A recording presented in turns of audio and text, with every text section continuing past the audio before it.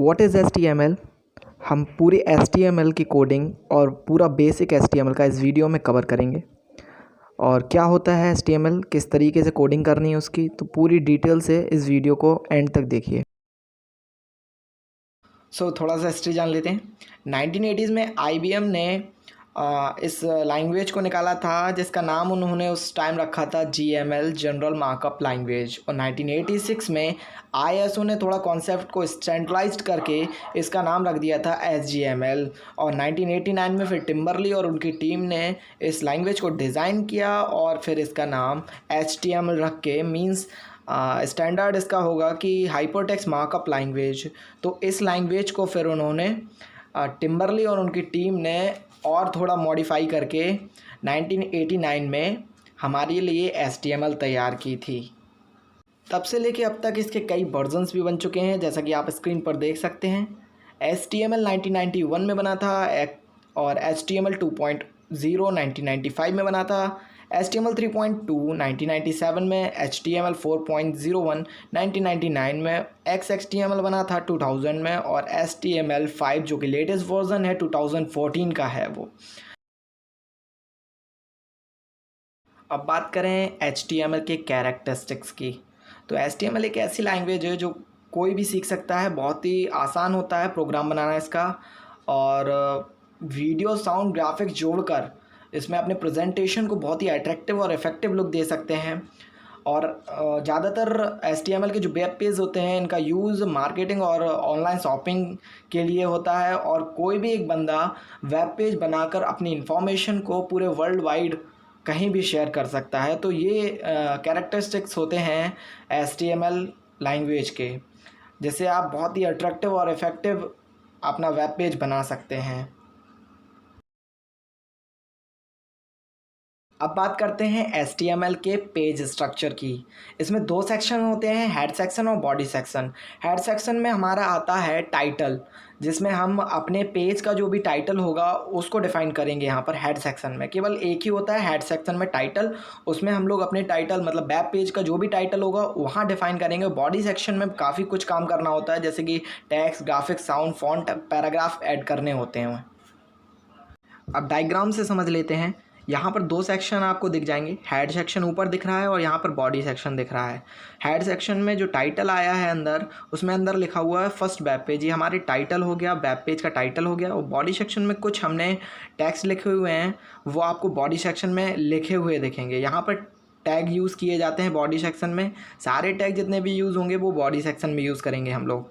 तो ये जो ऊपर टाइटल और बॉडी में लिखा हुआ आ रहा है उसको कोड करके देखते हैं क्या आता है रिजल्ट में। ये मैंने नोटपैड पे कोडिंग की है या प्रोग्राम बनाया है। और ये देखिए, ये ऊपर जो लिख के आ रहा है वो टाइटल है, मींस हेड सेक्शन हो गया। और ये बॉडी सेक्शन जो नीचे लिख के आ रहा है वो पीछे आपको दिखाया था मैंने, वो सेम टू सेम यहाँ पर लिख के आ रहा है, कुछ इस टाइप के लिख के आएगा। अब हम कुछ कॉमन टैग्स को समझ लेते हैं, जैसे कि HTML टैग आपको जो लिखा हुआ दिख रहा है ऊपर और नीचे, ऊपर वाले को हम लोग ओपन HTML टैग कह सकते हैं और नीचे क्लोजिंग कह सकते हैं। मतलब एक स्लैश लग जाएगा तो वो क्लोजिंग टैग हो जाएगा। अब होता क्या है, HTML और क्लोजिंग HTML टैग के बीच में जो भी हम लिखेंगे वो हमारे HTML डॉक्यूमेंट को डिस्क्राइब करेगा। ऐसे ही होता है दूसरा हेड टैग। इसके बीच में हम जो भी लिखते हैं वो हमारे डॉक्यूमेंट की इन्फॉर्मेशन को प्रोवाइड करता है। जो भी डॉक्यूमेंट की इन्फॉर्मेशन है वो प्रोवाइड करता है। जैसे कि इसके अंदर आता है टाइटल टैग में हम लोग बताते हैं कि उसका टाइटल क्या है। तीसरा आता है हमारा टाइटल टैग। इसके अंदर बेसिकली हम अपना डॉक्यूमेंट का टाइटल बताते हैं। और इसकी डेफिनेशन आप लिखी हुई देख रहे हैं स्क्रीन पे। The text between the title and closing title tag provides the title for the document का टाइटल बताता है। तीसरा है हमारा बॉडी टैग। इसमें जो भी टेक्स्ट हम लोग लिखेंगे वो जाके डिस्प्ले होगा हमारा वेब पेज पर वही डिस्प्ले होगा जो भी हम यहाँ पर लिखेंगे। यहाँ पर कई सारे टैग्स भी लगाएंगे, अभी वो टैग्स अभी हम आपको बाद में अब बात करें कैसे हम लोग अपने HTML डॉक्यूमेंट को क्रिएट कर सकते हैं। अगर आपके पास PC है या मैक है तो आप लोग नोटपैड का यूज़ कर सकते हैं अपने PC में विंडोज़ पर, और मैक है तो टेक्स्ट एडिट का यूज़ कर सकते हैं। बट जो भी यूज़ करें सिंपल एडिटर ही यूज़ करें, उससे आप HTML अच्छे से सीख सकते हैं। विंडोज़ के लिए बता देता हूँ, तो विंडोज़ में सबसे पहले आपको स्टार्ट बटन पर जाना है, इसके बाद ऑल प्रोग्राम्स पर जाना है, फिर एसेसरीज़ पर जाना है और एसेसरीज़ में आपको मिल जाएगा नोटपैड। उस पर क्लिक करके आप एक नया इंटरफेस जो कि नोटपैड का होगा उसमें जा सकते हैं। अब यहाँ पर आपको HTML का प्रोग्राम बनाना होगा। तो मैंने बताया था आपको सबसे पहले HTML लिखा जाता है, इसके बाद हेड सेक्शन आएगा, उसमें हेड सेक्शन लिखेंगे अपन लोग हेड। ये टैग लिखा, ये जो एंगल के साइन होते हैं ये भी बनाना ज़रूरी होते हैं, ये टैग बताते हैं, डिनोट करते हैं टैग को। तो ये हेड सेक्शन हो गया था। अब हेड सेक्शन के अंदर मैंने बताया था टाइटल होता है, तो टाइटल लिखेंगे। इसके बाद टाइटल जो भी है आपका, जो भी आपको वहाँ पर जो टाइटल मैंने बताया था हेड सेक्शन में आता है वो यहाँ पर लिखिए। जैसे मैंने हेलो HTML लिखा है तो ये मेरा टाइटल हो गया, और यहाँ पर आपको जो टाइटल है वो क्लोज़ भी करके दिखाना होगा। तो यहाँ पर मैंने जो टाइटल है वो टाइटल टैग भी मैंने क्लोज़ कर दिया। अब यहाँ पर हेड सेक्शन को भी क्लोज़ करना होगा, क्योंकि यहाँ पर हेड मेरा ख़त्म हो रहा है, तो मैंने हेड सेक्शन को भी यहाँ पर क्लोज़ कर दिया। अब मैं बॉडी सेक्शन को यूज़ करूँगा यहाँ पर, तो बॉडी सेक्शन मैंने टैग लगा दिया बॉडी का। अब यहाँ पर जो भी मतलब यहाँ पर सबसे ज़्यादा काम होना है, तो यहाँ पर जो भी लिखेंगे आप वही आपकी स्क्रीन मतलब आउटपुट पर दिखना है। तो मैंने H1 मीन्स हेडिंग टैग का यूज़ किया है। मैं अभी टैग आपको पढ़ाऊँगा, तो टैग अभी कोई चिंता की बात नहीं है। तो H1 मतलब हेडिंग टैग है यहाँ पर। तो मैंने हेडिंग दी है how to make web page, और जो भी टैग यूज़ करोगे उसको क्लोज़ करना कंपलसरी है। तो H1 मैंने यहाँ पर क्लोज़ भी किया है। अब इसके बाद मैं एक पैराग्राफ टैग दे रहा हूँ, मीन्स आप पैराग्राफ बना सकते हैं। तो ये पैराग्राफ टैग है, मैं बाद में बताऊंगा इसको भी। तो ये पैराग्राफ टैग, इसके अंदर जो भी लिखेंगे वो आप कितना भी लंबा लिखिए वो एक पैराग्राफ टाइप में लिख के आएगा, ठीक है ना। तो HTML वेब पेज मैंने यहाँ पर लिख दिया है, ये पैराग्राफ हो गया, मतलब हेडिंग के नीचे ये लिख के आने वाला है। और पैराग्राफ टैग को भी मैंने क्लोज़ कर दिया। अब यहाँ पर ये दोनों चीज़ हो गई। अब मैं बॉडी को यहाँ पर क्लोज़ करता हूँ। यहाँ पर मैंने बॉडी को क्लोज़ किया, मतलब जो भी आप टैग ऊपर खोलते हो तो वहाँ नीचे क्लोज़ करना कंपलसरी है। यहाँ पर एंड में जब आपका पूरा प्रोग्राम हो जाए तब आपको HTML को भी क्लोज़ करना है। यहाँ जैसे ही आपका प्रोग्राम कंप्लीट हो जाए फाइल पर जाना है, सेव पर जाना है, नहीं तो Ctrl+S से भी ये इंटरफेस आ सकता है। आप यहाँ पर अपना जो भी प्रोग्राम नाम से सेव करना चाहें सेव करिए। बट एक्सटेंशन जो बताऊँ आपको वो एक्सटेंशन .html भी लिख सकते हैं आप, या फिर .htm लिख सकते हैं, ये दोनों एक्सटेंशन सही हैं। तो .html का ही यूज़ करिए आप लोग। और यहाँ पर जैसे ही आपका जो भी नाम आप लिख दें और इसके बाद आपको सेव ऑप्शन पर क्लिक करके सेव कर देना है। ये आपका जो प्रोग्राम है वो सेव हो चुका होगा और आपको मेन स्क्रीन पर वो प्रोग्राम दिख जाने वाला है। हमारा प्रोग्राम है, इसको हमने खोल लिया। सबसे ऊपर जो हेलो HTML आपको लिखा हुआ दिख रहा है ये आपका टाइटल में हमने लिखा था। ये हमने हेडिंग लिखी थी how to make web page, और ये नीचे हमने पैराग्राफ में लिखा था HTML वेब पेज। तो कुछ इस टाइप का लिख के आपकी स्क्रीन पर आएगा। तो ये था एक छोटा सा प्रोग्राम। अब बात करते हैं एलिमेंट की।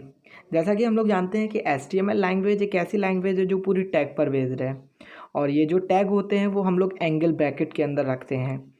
और अगर हम लोग इन ब्रैकेट का यूज़ नहीं करेंगे तो जो वेब ब्राउज़र है उन कमांड को टेक्स्ट समझने लगेगा और उन्हें डिस्प्ले वेब ब्राउज़र पर कर देगा, और इन्हीं टैग्स को हम लोग कहते हैं एलिमेंट।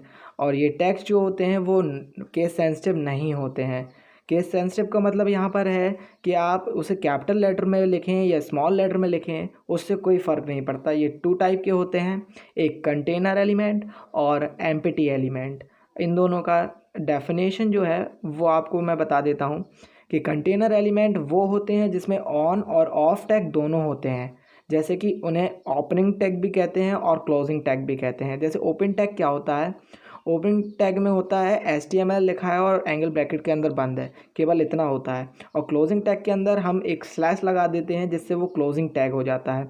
एम्प्टी एलिमेंट क्या होता है, यहाँ पर केवल ऑन टैग होते हैं, इसमें कोई भी ऑफ टैग नहीं होगा। जैसे कि BR ले लेते हैं, ये BR टैग क्या करता है कि अगर हम इसको किसी भी लाइन में लगा देते हैं या कुछ भी सेंटेंस लिखा है वहाँ पर हम इस टैग को लगा देते हैं तो वो वहाँ से लाइन को ब्रेक करके एक नई लाइन पे ले आता है। इसका यूज़ BR टैग का यूज़ यही है, और ये एम्प्टी एलिमेंट का एक एग्जाम्पल था।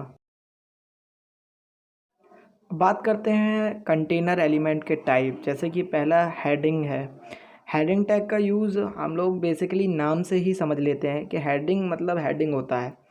तो हेडिंग टैग का यूज़ हेडिंग बनाने के लिए किया जाता है। इसके 6 लेवल होते हैं, 1 से लेकर 6 तक। और जैसे जैसे लेवल हम 1 से 6 तक जाने लगते हैं तो ये और साइज़ में छोटा होता जाता है। जैसे कि अभी हम लोग एक प्रोग्राम से समझ लेते हैं।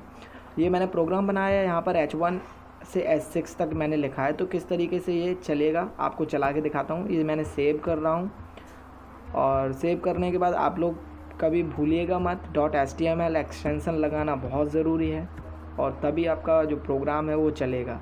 तो यहाँ पर मैं सेव कर देता हूँ और बाहर जाकर देखता हूँ कि प्रोग्राम कहाँ है। तो ये रहा प्रोग्राम, इसको ओपन कर लेते हैं। तो इस प्रोग्राम को खोल लिया मैंने। तो आप देख सकते हैं H1, H2, H3, H4, H5, H6 किस तरीके से ये लेवल छोटे होते चले जा रहे हैं। मतलब H1 जो होगा वो सबसे बड़ी हेडिंग होगी। अगर आप H2 का प्रयोग करते हैं, मतलब H2 टैग का यूज़ करते हैं, तो यहाँ पर थोड़ा सा उससे H1 से साइज़ छोटा हो जाएगा। H3 का यूज़ करते हैं तो इस तरीके से साइज़ H6 तक जाता है। इसका 6 ही लेवल हैं इसकी, तो बहुत साइज़ छोटा हो गया। अब बात करते हैं पैराग्राफ की। तो पैराग्राफ में क्या है, पैराग्राफ को भी नाम से समझ लेते हैं। पैराग्राफ का मतलब ही है कि आप पैराग्राफ में किसी चीज़ को लिख रहे हैं। कोई भी सेंटेंस बड़ा सा है, कोई कुछ लिखना है और वो पैराग्राफ में ही लिखना होता है, तो उसका मतलब बेसिकली पैराग्राफ ही है। इसका टैग होता है एंगल ब्रैकेट में P, और ये भी क्लोज़ किए जाते हैं क्योंकि ये कंटेनर एलिमेंट है।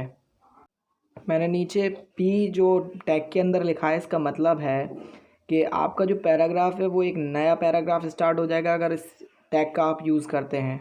तो अगर आप बेसिकली एक पैराग्राफ कर चुके हैं और दोबारा नया पैराग्राफ चाहिए तो आप P टैग का इस यूज़ कर सकते हैं।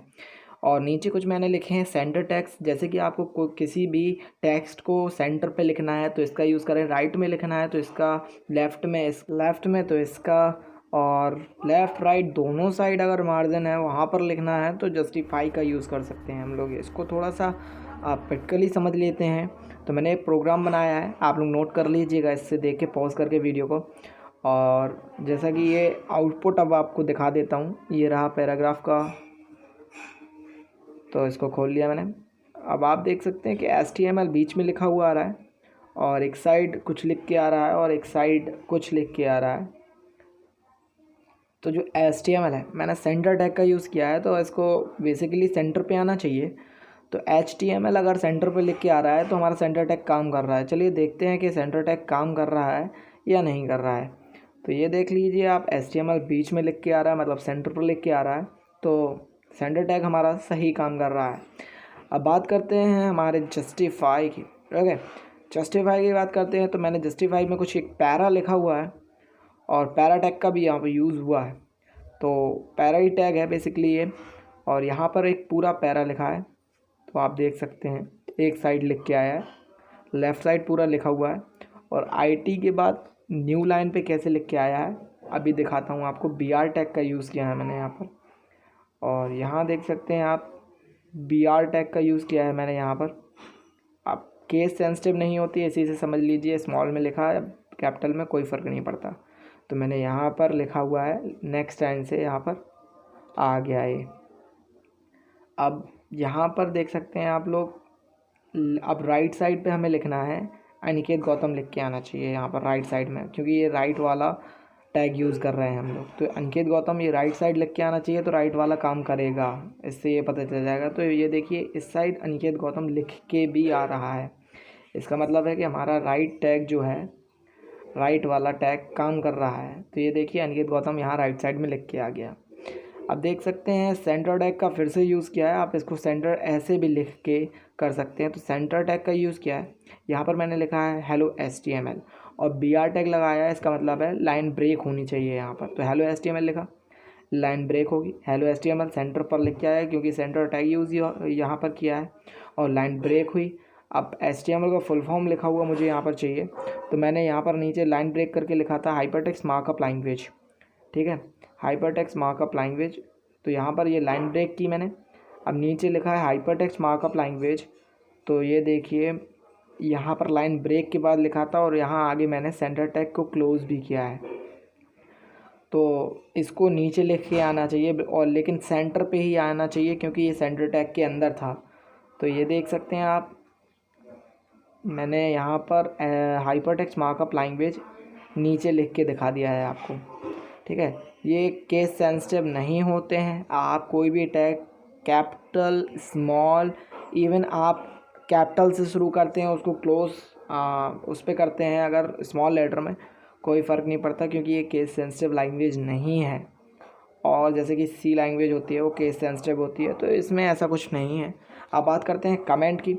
तो कमेंट बेसिकली कुछ नहीं है, और जैसे कि आप कोई भी नोट्स तैयार कर रहे हैं या फिर आप अपना प्रोग्राम किसी और को दिखाते हैं, वो नहीं समझ सकता है और उसमें आपने एक कमेंट लिख दिया है कि ये चीज़ इसके लिए ये टैग है, वो इसके लिए यूज़ किया है मैंने, BR टैग लाइन ब्रेक करने के लिए, उसके ऊपर लिख दिया आपने। बेसिकली वो कमेंट वाला ऑप्शन जो है ना, या कमेंट टैग है, वो आपको आउटपुट में नहीं दिखने वाला है।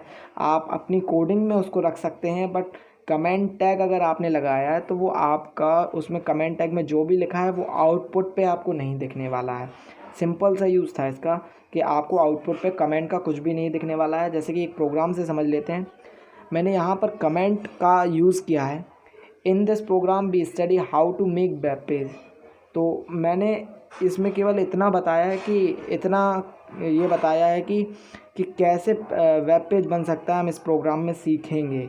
तो ये मैं किसी को दिखाना, मतलब अपने वेब पेज पे ये चीज़ दिखाना नहीं चाहता हूँ, लेकिन जो भी इस को देखे मेरे प्रोग्राम को, वो ये समझ जाए कि इस प्रोग्राम के अंदर है क्या और इससे होने वाला क्या है। तो ये वेब पेज, तो यहाँ पर आप देख सकते हैं कहीं पे भी लिख के नहीं आ रहा है कि in this program we study how to make web page. ये उस प्रोग्राम में लिख के नहीं आया था, मतलब आउटपुट पे लिख के नहीं आया था, हमारे प्रोग्राम में ये है। ये तो था कमेंट टैग का यूज़। अब आगे चलते हैं, कुछ नए टैग्स सीखते हैं। तो अब बात करते हैं फ़ॉन्ट स्टाइल टैग्स की। इसमें 10 टैग्स मैंने आपकी स्क्रीन पे दिखाए हुए हैं।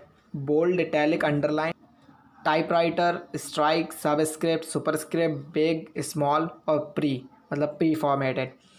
बोल्ड आपको पता होगा कि कोई भी टेक्स्ट है वो थोड़ा मोटा होकर लिख के आएगा, इटैलिक में थोड़ा सा झुका हुआ, अंडरलाइन में किसी भी टेक्स्ट के नीचे लाइन खींच के आएगी। टाइपराइटर मतलब एक पहले मशीन होती थी तो वो टाइपराइटर तरीके से अगर इस टैग को लगाएंगे तो टाइपराइटर के तरीके से लिख के आएगा। स्ट्राइक में कोई भी टेक्स्ट है उसके बीच से लाइन आपकी काटती हुई आपके टेक्स्ट को आगे जाएगी। सबस्क्रिप्ट में आपको यूज़ करके दिखाऊंगा, सुपरस्क्रिप्ट भी ऐसे समझ में नहीं आएगा तो यूज़ करके दिखाऊंगा अभी प्रैक्टिकल में।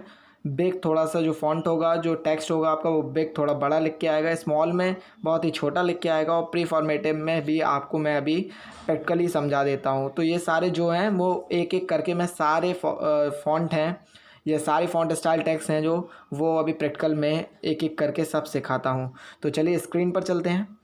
अब ये देख सकते हैं मैंने सारे यहाँ पर जो फॉन्ट स्टाइल टैग्स हैं इनका यूज़ किया है। तो एक एक करके मैंने सारे लिख लिए, एक बार में सारे बता दूंगा। तो यहाँ पर जो बी दिख रहा है वो बोल्ड बता रहा है, इटैलिक और अंडरलाइन, टाइपिंग वाला है, सबस्क्रिप्ट, सुपरस्क्रिप्ट, बिग, स्मॉल, सारे इसको सेव कर लेता हूँ और एक एक करके सारे यहाँ पर लिख के आ जाएंगे।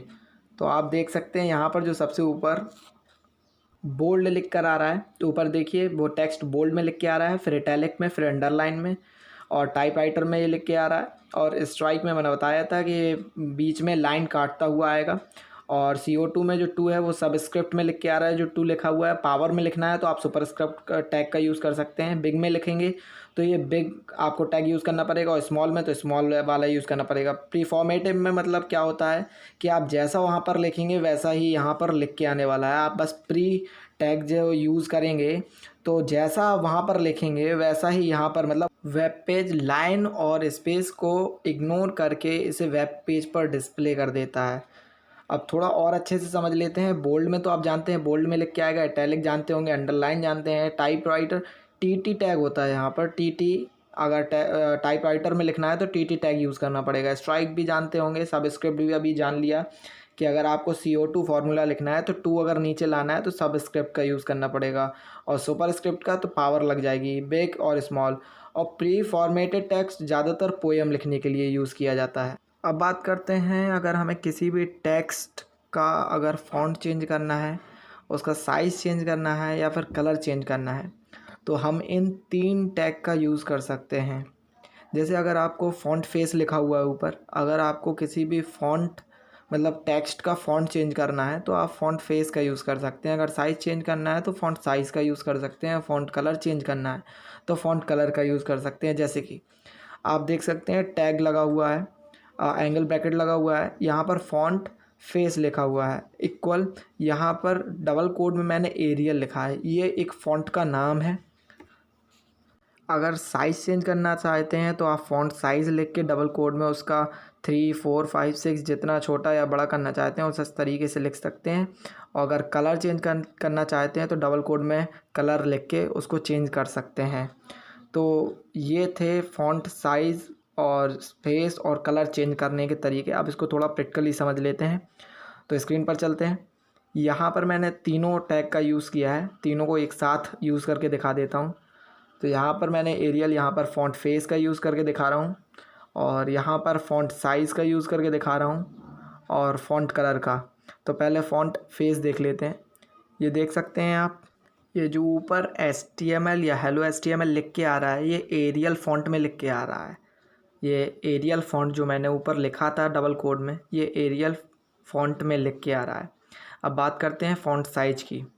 तो फ़ॉन्ट साइज़ में मैंने यहाँ पर आपको वहाँ एग्जांपल में 3 दिखाया था, यहाँ 1 दिखा देता हूँ कि 1 से आपको साइज़ छोटा या बड़ा होता है, तो 1 से बहुत छोटा हो गया है यहाँ पर। यहाँ जैसे ही आप 2 करेंगे तो इससे थोड़ा बड़ा दिखाई देगा, 3 और बड़ा, 4, तो ऐसे ऐसे करके साइज़ को बढ़ा सकते हैं। अब बात करते हैं फ़ॉन्ट कलर की। तो यहाँ डबल कोड में मैंने रेड लिखा है, तो हेलो HTML जो है वो रेड में लिख के आना चाहिए, तभी हम मानेंगे कि फ़ॉन्ट कलर का जो टैग है वो सही चल रहा है। ठीक है, तो यहाँ पर हेलो HTML जो है वो रेड में लिख के आ गया, इसका मतलब है कि सही से काम कर रहा है। अब बात करते हैं, अगर हमें अपनी जो वेब पेज है उसका अगर हमें बैकग्राउंड चेंज करना है तो हम बैकग्राउंड कैसे चेंज करें। अगर हमें पीछे कलर चेंज करना है तो कलर कैसे चेंज करें पीछे का। अगर कोई टेक्स्ट का कलर चेंज करना है तो कैसे करें। तो हम तीनों जो टैग लिखे हुए हैं इनका यूज़ करके दिखाते हैं आपको कि कैसे, अगर बैकग्राउंड में कोई फ़ोटो लगानी है तो कैसे लगाएं, और या कलर या टेक्स्ट कैसे करते हैं। तो प्रैक्टिकली समझते हैं। मैं सबसे पहले आपको बैकग्राउंड चेंज करके दिखाऊंगा। अगर कोई अपनी फ़ोटो लगानी है और यहाँ पर बैकग्राउंड का यूज़ करेंगे हम लोग। जो ये बैकग्राउंड टैग मतलब बॉडी के अंदर रहेगा, ये बॉडी के अंदर ही हमें लिखना है बैकग्राउंड, और फिर इक्वल में डबल कोड में उस फ़ोटो का नाम जो भी आपको लगानी हो। यहाँ हेलो HTML मैंने लिखा है सेंटर टैग में, तो हेलो HTML बीच में लिखा हुआ आना चाहिए। चलिए फ़ोटो ढूंढ लेते हैं कौन सी लगानी है। तो यहाँ मैं पिक्चर पे जा रहा हूँ, और पिक्चर में सिंपल पिक्चर, ये तो कंप्यूटर वाली ही हैं, तो इसमें से कोई एक उठा लेता हूँ। जैसे ये डेज़र्ट वाली उठा लेता हूँ। ये डेज़र्ट वाली कॉपी करिए आप लोग, और कॉपी करने के बाद मेन स्क्रीन पर चल के विंडोज़ में वहाँ पर आप लोग लगा दीजिए, मतलब मेन स्क्रीन पर ही पेस्ट कर दीजिए इसको। तो यहाँ पर मेन स्क्रीन में पेस्ट कर दीजिए आप। और सबसे इजी वे है आपको फ़ोटो लगाने का। अगर अपने वेब पेज पर कोई भी फ़ोटो लगानी हो तो सबसे इजी वे बता रहा हूँ आपको। तो यहाँ पर वो फ़ोटो मैंने पेस्ट कर दी, और आपको खोल के दिखा देता हूँ। यही वो डेज़र्ट वाली पिक है। अब इसको मैं अपने वेब पेज पर लगा के दिखाता हूँ। तो इसकी प्रॉपर्टी दिखा देता हूँ। ये .jpg फाइल है, और वहाँ पे भी हमें ये एक्सटेंशन यूज़ करना पड़ता है .jpg।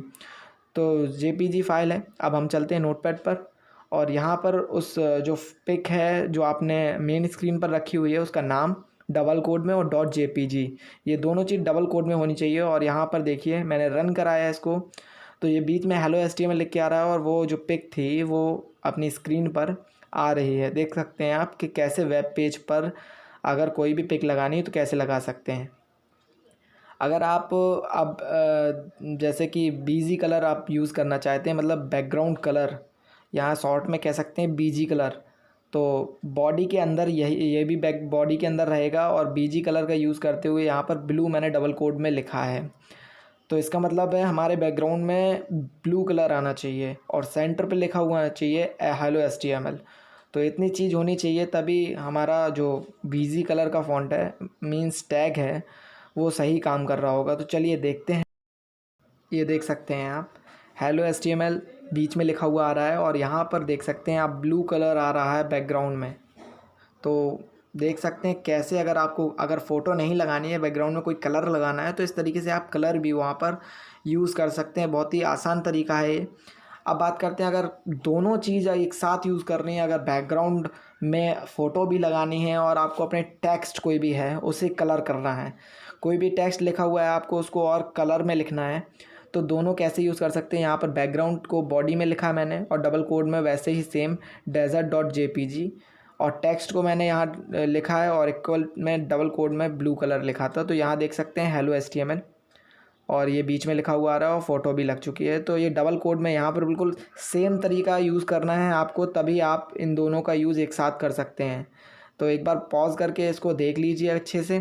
अब अगर बैकग्राउंड में आपको कोई पिक नहीं चाहिए, अपना मनपसंद कलर चाहिए, तो इस तरीके से आप इसमें कलर भी यूज़ कर सकते हैं। यहाँ JPG फाइल और नाम हटा दीजिए इसका, और कोई भी कलर का नाम यहाँ पर लिख दीजिए। जैसे मैंने रेड लिख दिया है, तो आप देख सकते हैं बैकग्राउंड में यहाँ पर रिफ़्रेश करने पर, मैं रिफ़्रेश करता हूँ यहाँ पर और ये रेड आ गया।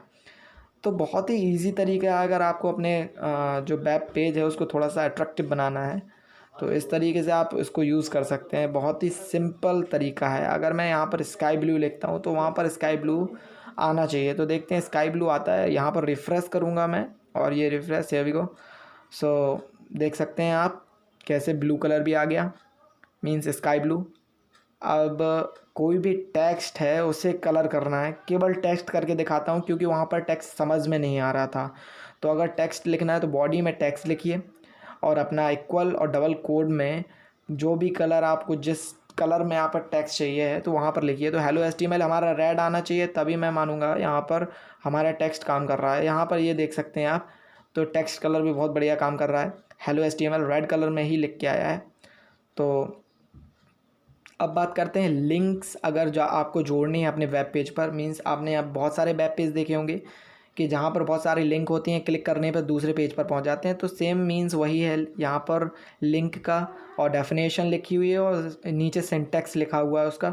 तो मैंने यहाँ पर लिखा हुआ है P, मींस यहाँ पर P का आप जानते हैं पैराग्राफ टैग है, और यहाँ पर AHREF ये लिखना ज़रूरी होता है, तभी आप उधर पे कोई भी वेबसाइट लगा सकते हैं, कोई भी लिंक लगा सकते हैं। तो इक्वल में फिर डबल कोट में अपनी जो भी लिंक URL है वहाँ पर लिखिए, और इसके बाद आप कोई भी नाम जो भी देना चाहें जिससे आपकी वेबसाइट खुल जाए, तो ऐसे आप कर सकते हैं। तो चलिए रन करा के दिखाते हैं क्या आता है उसमें। तो ये मैं खोल रहा हूँ इसका लिंक और ये रिफ़्रेश किया, ये देखिए विज़िट याहू और विज़िट फेसबुक और विज़िट ट्विटर। इस पर क्लिक करूँगा, कुछ चलने वाला नहीं है क्योंकि अंदर कुछ है ही नहीं। अगर ऐसे मैं पेज बनाऊँ और रियल पेज इसमें लिंक करा देता तो शायद यहाँ से फेसबुक खुल जाती, बट यहाँ से अब कुछ नहीं खुलने वाला है। तो दोस्तों ये तो प्रोग्राम था किसी भी वेबसाइट को अगर अपने वेब पेज में लिंक कराना है तो कैसे करा सकते हैं। अब मैंने एक वेबसाइट बनाई है, वो देख लीजिए। मैंने ये शॉपिंग की वेबसाइट खुद बनाई है और इसमें सब कुछ आपको थोड़ा सा ऐसा लग रहा होगा जैसे फ़्लिपकार्ट जैसा लुक है। और इस वेबसाइट को बनाने के लिए मैंने कुछ एक्स्ट्रा टैग यूज़ किए हैं जो अब मैंने आपको इस वीडियो में नहीं बताए हैं। तो वीडियो थोड़ा ज़्यादा लंबी हो जाती है, इस वजह से मैंने इसमें बता नहीं पाया हूँ इसका, लेकिन सेकंड पार्ट लाऊंगा जिसमें इसमें रिलेटेड और ये वेब पेज जो मैंने अभी बनाया है ये बना के भी बताऊँगा, और उससे रिलेटेड सारे टैग्स जो हैं इसके अंदर वो भी बताऊँगा। तो हमारी सेकंड वीडियो जो आएगी वो भी देखना, और वीडियो पसंद आई हो तो लाइक कर देना, और कहीं भी कोई भी प्रॉब्लम हो तो कमेंट बॉक्स में आके पूछ सकते हैं आप लोग।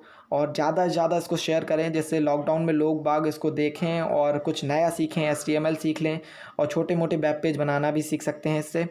और दोस्तों कोई भी दिक्कत हो तो यहाँ इंस्टाग्राम और फेसबुक के मैंने दिए हो। यहाँ फेसबुक मेरी अनिकेत गौतम नाम से बनी हुई है और इंस्टा मेरा pt.prince_1234 से बना हुआ है। कुछ भी प्रॉब्लम हो आप मुझे यहाँ पर फॉलो करके कोई भी चीज़ पूछ सकते हैं free of cost. Okay, thank you, जय हिंद।